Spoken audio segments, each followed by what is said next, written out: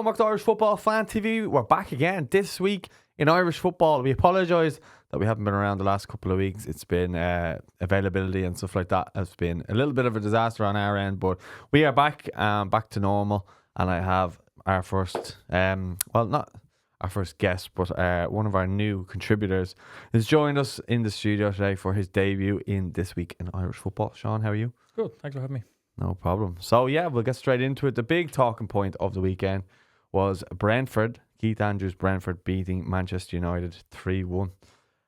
This was a game where there was a lot of drama and it involved a lot of the Irish contingent, especially in one moment where there was a penalty given for a foul on Bryan Mbeumo by Nathan Collins at 2-1 to Brentford at the time.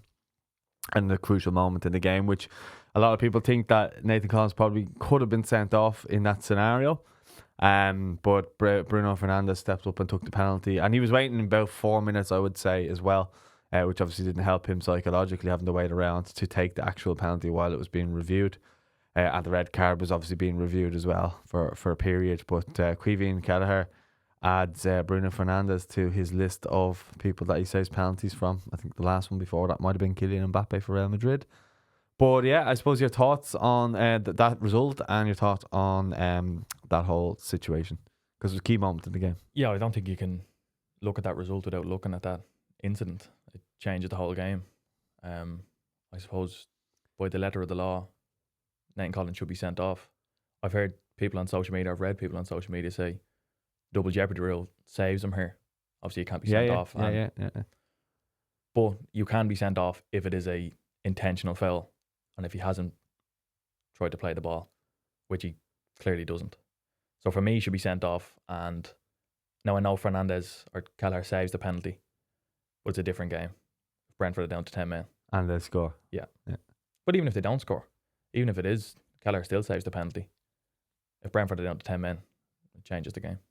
Yeah, no, I agree with you, but I do think it was such a crucial moment in the game that the fact that he saves that penalty, the momentum swings back in Brentford's favour. They obviously get the late goal as United are pushing on, and they win the game. And I think it's a huge result for Brentford, because obviously they got thumped last week against Fulham. A lot of people writing Keith Andrews off, very often. And I actually saw Roy Keane for the first time in a while actually praising him and saying on the overlap that Brentford could get a result over United and it wouldn't shock him. That actually played out, and I mean, it was a good result. I don't know if you watched the interview after the game with Collins and Kelleher. We shared it on our socials, but it was quite funny where the reporter asked Collins should he have been sent off, and he was like, no, it was just tactical. And then he sang obviously the praises of Caoimhín Kelleher and how big he's been of a signing for Brentford. So what have you made of his signing for Brentford? He's gone out, he's played first team football, he's now Ireland's number one and now Brentford's number one, and I don't think there's any disputing that. Yeah, I think what we've seen at the weekend is a fair reflection of what we've seen for Ireland too.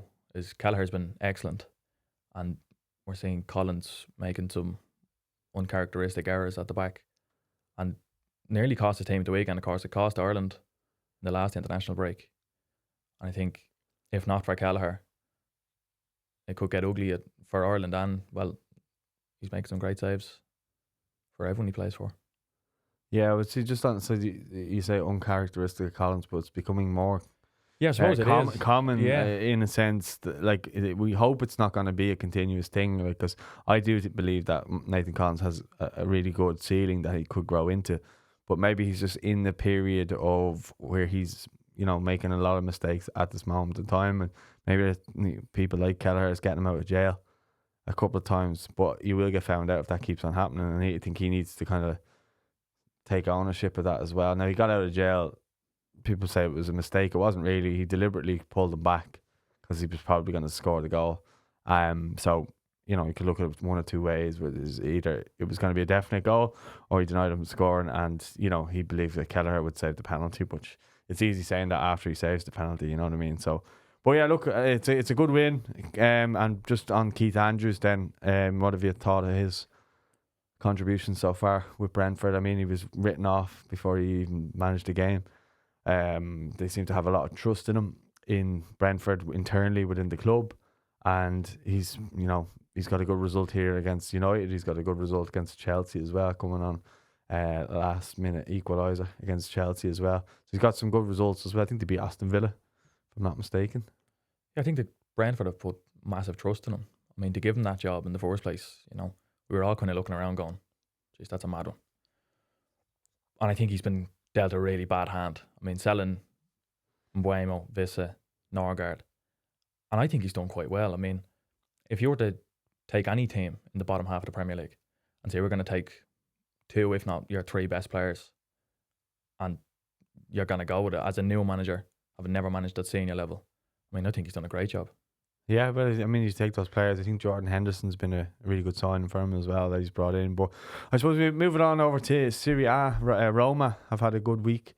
They got a win for against Lazio last week in the Rome derby. They won again in the Europa League during the week, and today they beat Verona as well. Evan Ferguson was a second half sub today.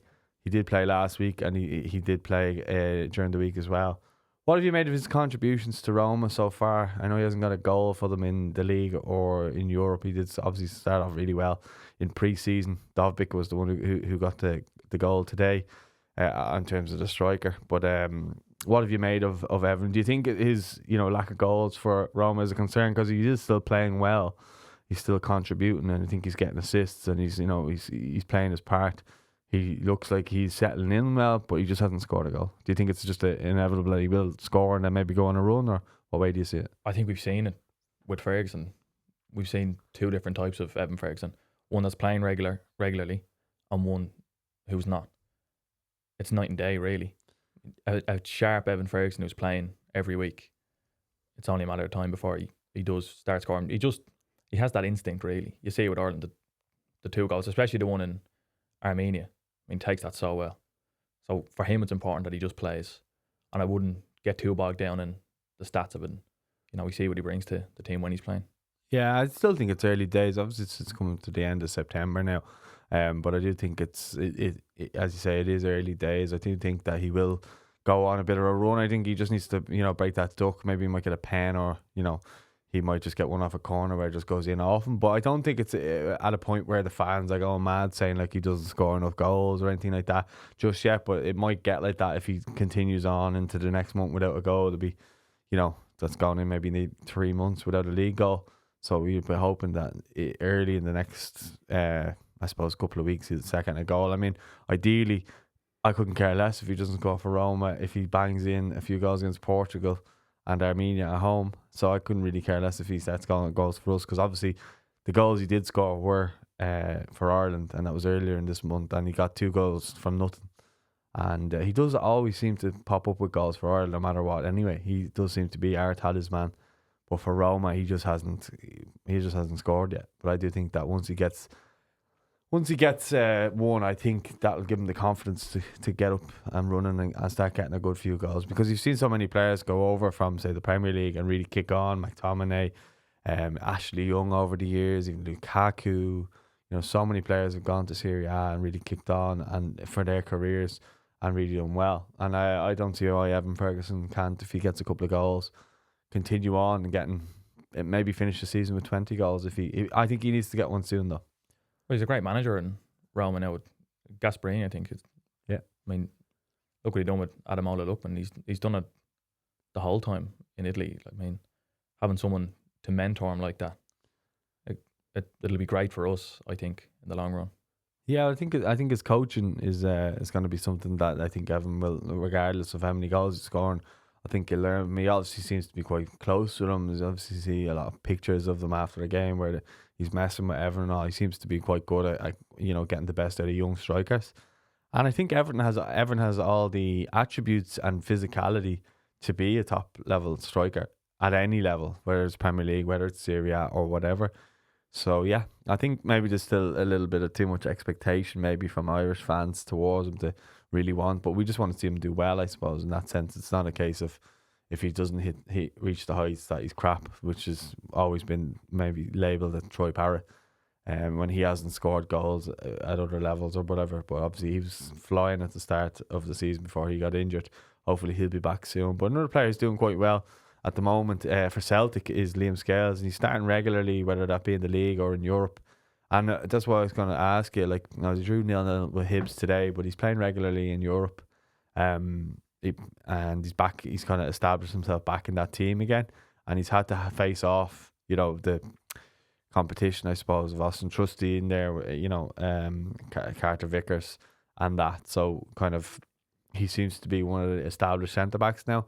So my question to you would be, like, would you look at him as a viable option to maybe put in alongside Collins? Because if you go back to the game, maybe against Finland, it was Scales who obviously scored the goal that got us back to 1-1 before we got the winner, with Robbie Brady scoring. But Scales was kind of developing a nice partnership with Nathan Collins there. Obviously, he's got that natural left side, left-footed centre back, so it brings that bit of balance that we probably don't have when we've got Jake, we've got Darragh O'Shea, and we've got Nathan Collins. We're all right-footed.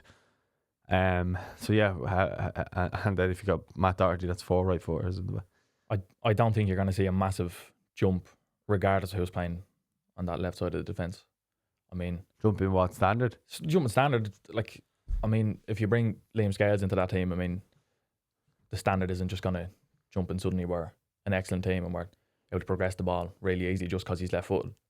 And I've also never been a big believer in, well, he's playing in Europe, so get him in the team. I mean, if Darragh O'Shea is playing in the Championship, that's a higher standard than, I won't say Celtic and Rangers, well, maybe Rangers, but it's better than most of that league, if not all of that league. You're playing at a higher... No. You think the Championship is higher level than... Europa League? No, than the Scottish League. Yeah, but what I'm saying, he's playing in the Europa League as well. By that logic, you would get in all the League of Ireland boys that have played for Rovers and now Shells. Their conference. No, I understand that, but the European argument I don't think holds up. It's hard, like, he can get in. He'll play European football every year playing for Celtic. But we've seen lads come from the Scottish League and they're straight in at Championship level or lower. Very few come down. Yeah, I think it's different at Celtic though, because there's an expectation to win, whereas like any other club it wouldn't be. So I'd take your argument more so for if it was Aberdeen or Hibs or Leicester or Rangers or any of those sort of clubs. But I think the fact that he's at Celtic and he has to, like, he's in a team that not necessarily this season have a lot of quality in the team. They're obviously still getting results. He's still quite good defensively. But as I say, he's in a team where he's expected to win every week. So he's kind of getting used to the pressure. Whereas like at Ipswich, Darragh O'Shea, maybe they are expected to win this season, but it's nowhere near the expectation or the pressure of, Celtic and the Celtic fans. So that's what I'm saying. It might be something that I think Hamer needs to look at. Whether it's going to make a difference against Portugal, I'm not sure. I think we're going to lose that game regardless. But the Armenia game, I think, is one that we have to win. And I think that he needs to pick the best balanced side, because that was the huge problem in the Armenia game away, was we didn't have any balance whatsoever in that team. So I think that we really struggled because of that. But I still feel you bring Liam Scales in, it doesn't magically solve all the problems in that team. I'm not saying that's what you're saying, but it wouldn't be a massive headache for me if I'm picking that Ireland team is who plays left centre half. Yeah, but you don't think that he's started the season well, like in comparison? We both said there that Collins, is making a lot of mistakes. He won't be dropped. I was going to say, it's funny, he can play probably as however he wants. He won't be dropped. He's still our best centre back. Yeah, well, arguably Jake could be, but he's not playing there, so it's hard to judge that. Yeah, so I get what you're saying. I mean, but that's something that we're gonna obviously have to look at more. So, but kind of staying on that, and actually this probably coincides with what you're saying there. Like Ferencváros in the Europa League, Callum O'Dowd is playing with them. That's another topic that I was gonna go into. Anyways, it actually brings us nicely into that. But like having him, because we didn't really have like someone, like, I know he's not a left back, but he can play left wing back. I don't think he's an upgrade on Robbie Brady. I know Robbie Brady's at Preston, right? But I believe Robbie Brady could play for a Premier League team. Yeah, I agree with you. Because of his technical ability. He's not fat, like he's not electric or anything like that, but he's just so good with the ball that I think he makes up for. And he's intelligent too. Yeah, that's what I mean. But he rarely loses the ball. He always seems to manage to keep the ball. and he doesn't really get closed down because he always seems to have enough time and awareness, and he puts he positions his body very well. So that's why I think no matter who you bring in there to try and replace Robbie Brady, and I know it's something that we'll probably touch on when the squad is announced, because that should be announced probably this week. I'd say Thursday it'll probably be announced, leading obviously into the next week then, and that's when they'll all meet up. So this day next week, they'll probably, or sorry, it's the week after, isn't it? But yeah, they'll be meeting up anyway in the next few, or next week or two, and basically that'll be the team. But I just wonder, is Callum O'Dowda even in Hamer's thoughts as a player to bring in there on that left hand side? Because you have Ryan Manning, Yeah. and then after that, Well, I wouldn't go with the Matt Doherty experiment definitely again. not. No, but I'd prefer Matt Doherty at right back. Yeah. Right wing back, whatever you want to call it.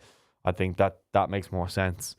And as I said previously, he's a natural right back, unlike Jake, who is a better centre back and is arguably our best centre back. But that remains to be. He needs to play them more often for that to be the case, to be judged on it properly. But I do believe that Jake, I mean, he's probably our highest performing defender along with Nathan Collins in terms of playing Premier League every single week. But then it's just because it's the left sided spot. I mean, you imagine that Scales will come back in provided there's no injuries. Then he was obviously in the last squad, but then you've got Manning. So is it them two going to be the left-sided options, or does O'Dowda come in? That's what I'd be wondering. If he's playing regular Europa League and he's playing, Robbie Keane seems to really rate him. I wonder, is he worth bringing back into the squad, because obviously he's playing that European competition, but you don't believe that it's much of a difference, because obviously he was playing with Cardiff last year, you know. Well, you look at that, and that Cardiff team were relegated, and Callum Robinson and too, yeah. So you can go to anywhere in Europe and play European football. I don't think that's a great barometer of where you are as a footballer. I would definitely have him in the squad. I like what he brings. I like the idea of having Manning and O'Dowda. I think they both give you options going forward. I mean, again, if you're relying on Callum O'Dowda now, I think we're in a bit of trouble, to be honest. Yeah, I mean, based on previous appearances for Ireland, possibly, yes. I think he was fed to the Lions a little bit when he played Greece and he was playing as a left back. I don't believe he's a left back.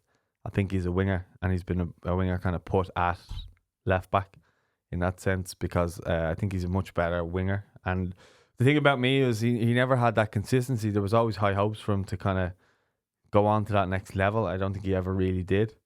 But he seems to be playing good football. He's in good form under Robbie Keane and Ferencváros Varela. So that's why, again, I'd be more focused on the players coming in good form than anything else, because when he would have been in squads, we didn't have any players playing regular European football at all, and we didn't have competition for places really. Like, he was in a lot of squads and getting a lot of minutes and stuff like that because he didn't have that much quality in the squad. I do believe our squad's much better now than it was 4 years ago.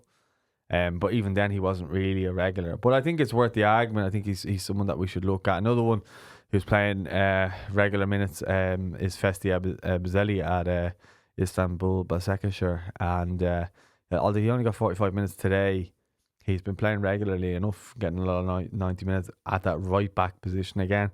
And I know we've spoken about a lot about the left hand side, but the right side, whether he can play right wing back, right mid, I think he's proven that he can do it. But I just wonder, is Turkey too much of a stretch? Is he being kind of watched as much as, say, other players that are easily more access to watch? Now, I don't know if they have that scout network that they can watch players, whatever. I don't know. I don't have the access to that or anything like that. But I'm sure Hamer and that does. But are they watching him as regularly as they would be watching, say, a Championship player? And obviously, I think John O'Shea goes to a lot of games in the Championship because he lives over in England as well. So I think he gets to see players on a more regular basis than obviously in Turkey watching Istanbul Basaksehir, because I'm sure it's hard to watch them or try and find a time when they're on to watch them and watch how he's playing and kind of keep up to date. But the fact of the matter is he's playing minutes, and he's regularly playing minutes as well. And we don't have too many right backs that I can think of. Maybe Jimmy Dunn and him, and Matt Doherty's kind of playing in and out centre back. this and that for Wolves in a struggling Wolves team. So what would your kind of thoughts be on that side and that position, and probably Festi overall because he was dropped from the last squad? Yeah, Festi's an interesting one. I think if you'd have asked us all after the Finland game away from home, you'd have said he's nailed on. He has to play. Because I think he has that difference maker quality. You know, he's so quick, he's so strong. That at international level, that goes a long way. I mean, you see a lot of these nations who maybe don't have many good technically gifted operators. They just have a lot of physically gifted players. I think that's what Ebiseli brings you. I mean, as I said, we've seen it in Finland. He changed that game nearly on his own. And again, another player you definitely have in the squad for me. And it's about, I think we're really struggling, as you used the term balance. I think we're really struggling for that. And it's just finding a way to get 11 players on the pitch who can all work together. They all have different qualities. And it's, as you said, about finding that balance. And I don't have the answers for that. Do you think Festi would bring us more balance if he's in there? If you were to if you were picking one of the players to come back in, say that wasn't in the last squad, would he be one of them? Oh, Based absolutely. off what you said be in the there. squad. Absolutely, yeah. Yeah, that's I'd definitely have him in the squad. And again, what I'm saying about all those other players was just the squad, not the actual to start. Again, I said about O'Dowd, I'd have him in the squad, and obviously Scales would be in the squad. Yeah, provided he's not injured yet. Yeah. I thought you were going to continue on it. Oh, well, I think it's again, it'd be interesting to see what the viewers are saying in the comments when this goes out on that. A couple of interesting ones in the Championship. Gavin Bazunu was dropped by Southampton for Alex McCarthy. They drew the game 1-1 with Middlesbrough, and Finn Azaz went to his own old club, and Ryan Manning played as well. But Bazunu dropped, and then Jason Knight's run of 65 consecutive 90-minute Championship games since January the 13th in 2024 has basically come to an end yesterday when he came off in the 85th minute. Yeah, I've seen this. I think this is actually a lot of the appeal with Jason Knight is his reliability. He's always available. Durability too, yeah. And he's always there, and whether he's going to give you, he's not going to win a match on his own, or he's probably not going to have that moment of inspiration, but he's going to be there, and he probably put in a relatively decent shift most of the time. Yeah, and he's obviously the captain at Bristol City as well. He was linked with a move to Everton in the summer, didn't materialise. But just back to Bazunu, you surprised by that, him dropped? I wonder what that was about. Not the first time it's happened either. It happened in the Premier League, and Alex McCarthy replaced him then. So I don't know what's going on with Gavin Bazunu, what's going wrong for him. But I said it's not like this is the first time it's happened. So I mean, worrying, I would say. Yeah, well, I obviously really rate Gavin. He's there beside you. But yeah, I don't know. It's just a strange one. I mean, it's a shame really, because he was obviously Ireland number one, and then he gets injured. Caoimhín gets the spot for him, and deservedly so for Kelleher. But I mean, for Gavin's sake, he tried to go out and get minutes on loan last year, and then gets injured out at Liège because Ramsdale was in at Southampton, and he just at the moment, just things don't seem to be going too well for him. Obviously, still very, very young, and he'll bounce back from it. I'm sure he has a great mindset, but I would say it's worrying. I would just kind of more say, well, it's only one game, so we're waiting to see. I think if it's an ongoing thing where you're worrying about it like every single week, then I'd say okay, January maybe look to move permanently. Yeah. But because I think he could go anywhere and he could play like in Europe. I think he could go to an Italian side in Serie A. I think he could go to La Liga or wherever. I think he'd be comfortable at many different leagues. And I wouldn't say that about every goalkeeper we have. Like, I wouldn't say that about Travers. I think Travers is suited to the Premier League as a backup keeper, whereas I think Gavin would like to be number one no matter where he goes. And that, I think, shows his ambition as well to be a top level goalkeeper. And Caoimhín, in fairness, he's kind of gone the long way around things, but now he's getting his chance, and he's proven his worth. So can't say anything about him in that sense. But positive light then, just to kind of finish off on the Irish abroad. Cillian Phillips, he scored in St Mirren's a 1-0 win against Dundee, and they're sitting third in the SPFL now, so they're going strong. A few seasons back, obviously, Jamie McGrath had a bit of a spell with St Mirren and helped them finish high up in the SPFL. But what have you made of Cillian Phillips' so far, and what you've seen him. Obviously, he's kind of gone the long way around as well for his career, but he's really making a name for himself now. Yeah, again, I think we're seeing the standard of the Scottish League, and I feel like I've been awfully negative now for the last 20 minutes or so, and just kind of ripping on the Scottish League. But I mean, again, you look at it and say, we have to look at it from the Irish perspective, and say if someone's playing really well, I understand. I take your point about coming in good form and winning games, and it's great that he's doing that. Fair play to him. But again, you have to look at what is he going to bring to the table, and people seem to rate him too, and in the Irish setup. I think it's because he's different. He's big. He's physical. He's a different sort of presence. A lot of our midfielders are kind of small in comparison to him. I think that's why a lot of people look at him as someone who could be a difference maker. But I take what you're saying. I would rather him be doing that, say, in the Championship or in a better league than that. But if he was doing it for Celtic, then I would kind of be like, fair enough. But because it's just that lower, side in Scotland, they're obviously a bit of a minnow in Scotland. Like, they're punching them well above their weight and doing well. Fair play to them. But I don't think that they're gonna go on this big run and compete with Celtic for the league or anything like that. I mean, they'll have periods or whatever. He had a good loan there last year, and then he's kind of been rewarded like with Ireland caps and stuff like that. But Hamer does seem to really like him. Hamer does. Yeah. Oh yeah. I mean, again, you'd worry if you're chasing a game like we were in Yerevan, and you're looking at Killian Phillips coming off the bench to try. He did come on. He did. Yeah, he came off. Yeah, he came on, and I think anyone could nearly do it for Celtic in that league.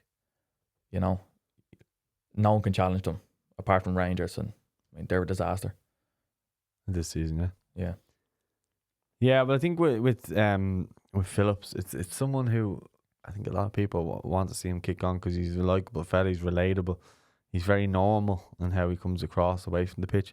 I think that's why people like him so much. But we'd be interested to see what happens to him this season and where kind of his career leads after this season. Because if he has a good spell with St Mirren, does he get a move back to England, or does he go somewhere else? Does he get a move to Celtic?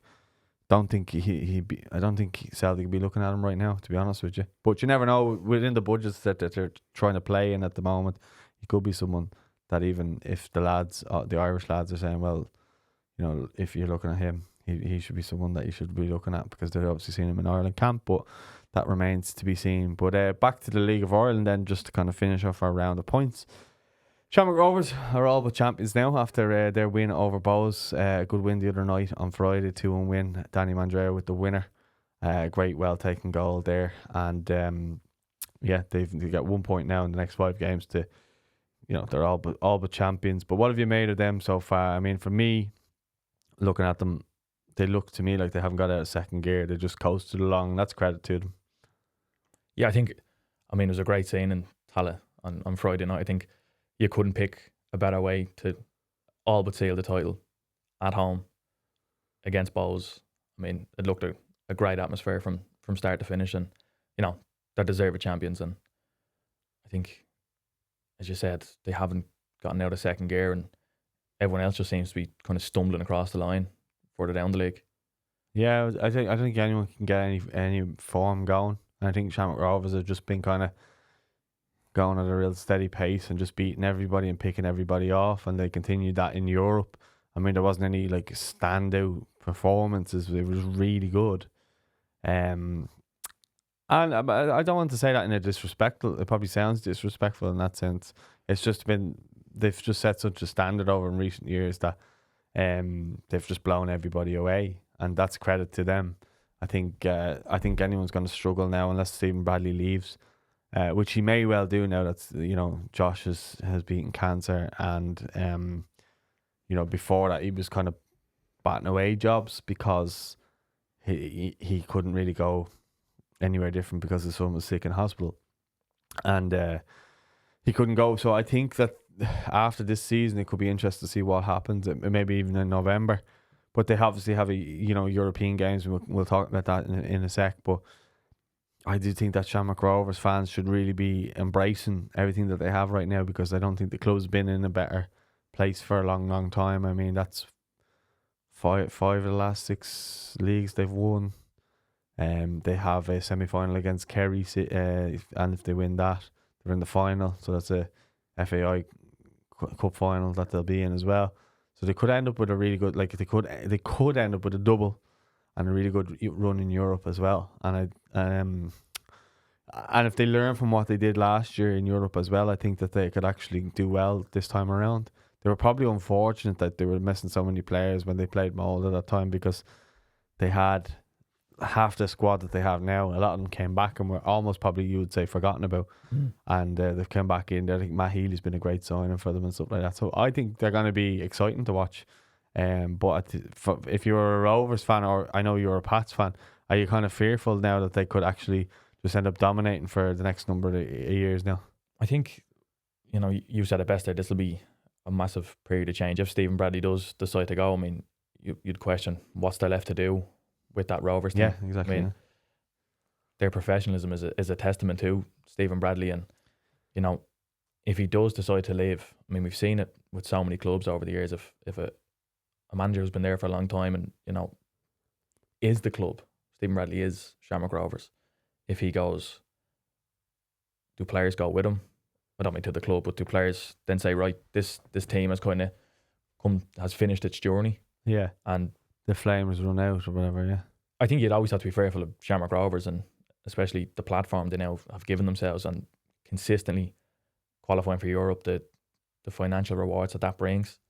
I think you need to look at it from an objective point of view. It's amazing what they're doing, and you just have to respect it. And I think what they've done to Santa Clara will give them so much confidence going into any game in Europe that they can take on anyone. Yeah, I do think as well that they deserve credit for actually investing in an academy. You look at how many players that they have brought in, and Stephen Bradley has developed them and then sold them on. Like a lot of their wing backs, in Josh Honahan's the latest one now. I think Wrexham are looking at him.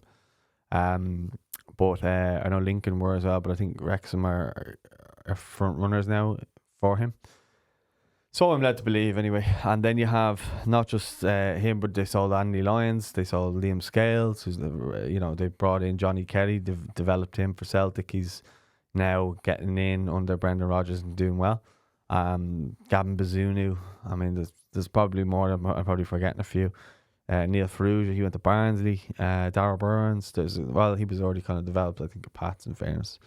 But Stephen Bradley kind of brought him back and got him back in form, and he was doing quite well then after a period in England. But I think Stephen Bradley's brilliant at that, getting players and kind of just really very good at developing young players, and especially those wing back players who maybe weren't necessarily wing backs, like Ferrugia, he wasn't a centre back, but he wasn't a wing back, he was just a flying winger.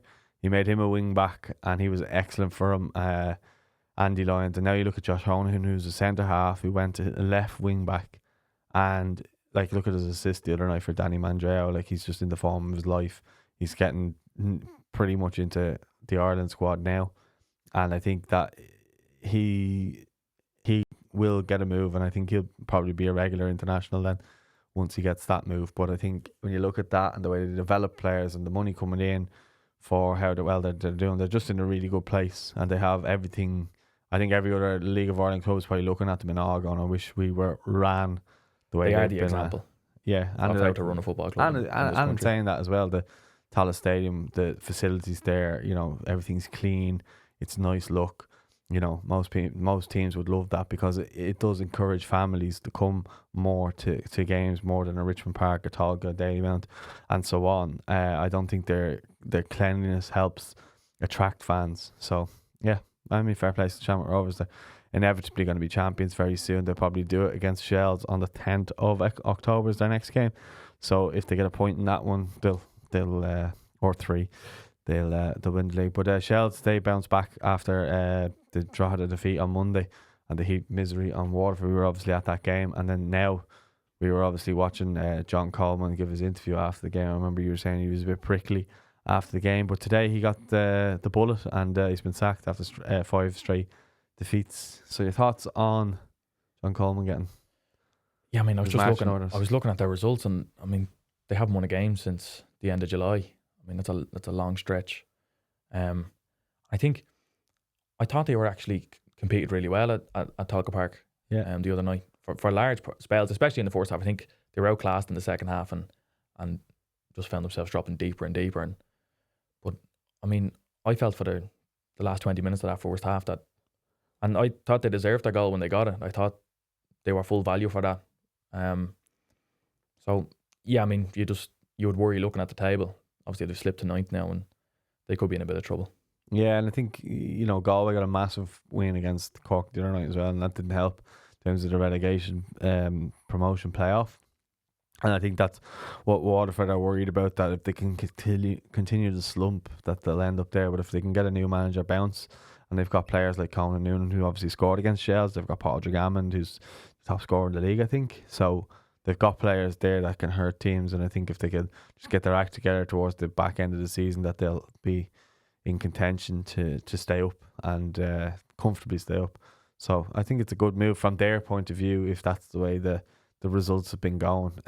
But Sligo got a huge upset over your team, St. Pat's, over last night. So what happened there? Yeah, it's a massive result. I mean, it feels that everything now for Pats. Obviously, the league campaign isn't over by any stretch of the imagination. But I think with the cup final, or cup semi final coming up, And you're already thinking of the final. Yeah, well, no, I wouldn't say that. Jesus, I think that has to be I won't say the priority, but I mean, there's a great opportunity there to get yourself into a final, which will probably be against Rovers, and I mean, that'll be a great atmosphere, a great spectacle, really. Yes, yeah, I was going to say. Yeah. We've seen the crowds that the cup finals attracted over the last couple of years. I was there when Pats won it a couple of years ago, and obviously that probably gets you that European place too, winning the cup. So, it takes any doubt out of the rest of the league campaign. Yeah, and I think the squad that you have assembled over time as well, you'd argue that was probably the second best squad in the league in terms of overall.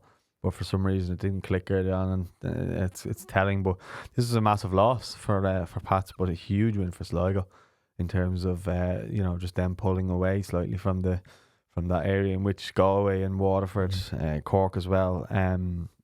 Like Cork are trying their best, but I think they're gonna go inevitably in the next probably week or so. But Europe is this week. You're not a big fan of Europe, only messing. But Sparta Prague against Rovers away in Prague, and then Shelburne are facing the Swedish side Häcken in Tallaght Stadium on Thursday.